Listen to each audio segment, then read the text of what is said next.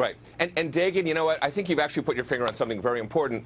The lesson for the Clinton campaign coming out of that Matt Lauer-hosted Commander-in-Chief Forum is it's all on us. We cannot count on the moderator to do a single thing to kind of level the playing field, fact check, what have you. So, yes, do I think by some rights a journalist should think that truth is not a bad standard to observe? Of course. And do I think, here's the thing. If Trump lies, and I should say when he lies, I guarantee you the Clinton campaign will roll out videotape instantly, not even waiting until the end of the debate, so that everybody out in the Twitter sphere and so forth will see, here's another one, here's another one. So, yes, it's going to be on Hillary and it's going to be on her team. And my guess is we'll see that well before the debate's over. Well, you know what? You make a good point, because when you go back to the debate with President Obama and Hillary, Candy Crowley got involved. And I'm sorry, not with Hillary. Candy Crowley got involved, and she got it wrong. Right. She got it wrong. Right. It is not Lester Holt's job to fact-check either the candidates. Right. He is there to facilitate a debate, and if either one of them says something that isn't true, then they have to know that it isn't true and call them out. And then Romney froze up. Romney froze up, right? He didn't answer when she said when she got involved, and so he lost. He would have lost anyway, but I'm just saying, so to leave it to the moderator to be fact-checking. Well, I don't understand why but the danger... I don't understand why this is a Donald Trump lying situation. I mean, she also lies as well. I think both candidates have to hold each other accountable. Right. I mean, it's not just Donald Trump. I think it's hot kettle situation. Yeah, I think it's disingenuous for the Clinton campaign to come out and have Robbie Mook out there and just saying it's up to Lester Holt. It's like, no, Hillary Clinton needs to go after Donald Trump, and Donald Trump needs to go after Hillary Clinton. End of story. And the danger there is that when you put both of them against each other, they both have bad numbers on honest and trustworthy. Hillary's can look like it's much worse, but when you match them up together, she actually has a 2-point lead on being honest and trustworthy, but they're fairly evenly split.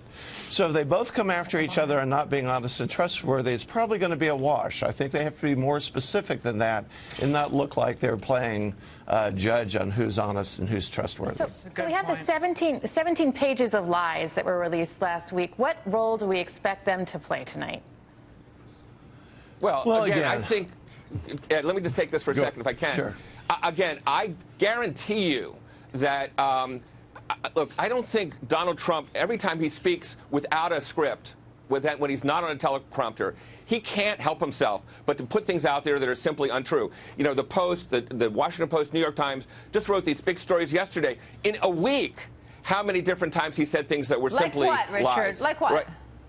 Well, the fact that he keeps saying that he was opposed to the Iraq War, as the Post said, that doesn't get true because you repeat it often enough. It's simply not true.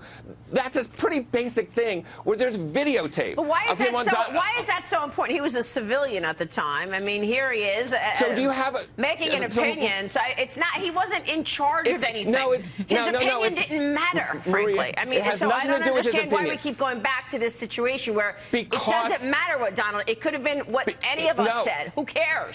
Because he could look you in the eye and say, Maria, I was opposed to the Iraq War before it started. Now, if the world knows that's simply untrue, whether he was a civilian or whatever he is, he's looking you in the eye and telling you something that's untrue. But when you look at actual policy, like, for example, when Hillary Clinton got the call and got the pleas from Benghazi, we need help, and then no help was on the way, we know that from the emails, and then our ambassador and 3 other people died.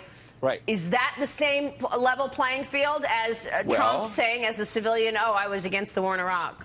That might have been an issue had we not had 8 congressional committees, most of whom were run by Republicans, saying there was nothing Hillary could have done that there was any sort of, there was no malfeasance on her part, okay? So she's not looking at you in the eye and telling you something that the world knows to be untrue. Well, she did look in the eye of some of the victims' families and say it was about a video. Right, according to them. Here's the point. That's what she said, and so did her surrogates who went on the Sunday shows. Ed Goeas, Richard Goodstein, always a pleasure. Thank you so much, gentlemen.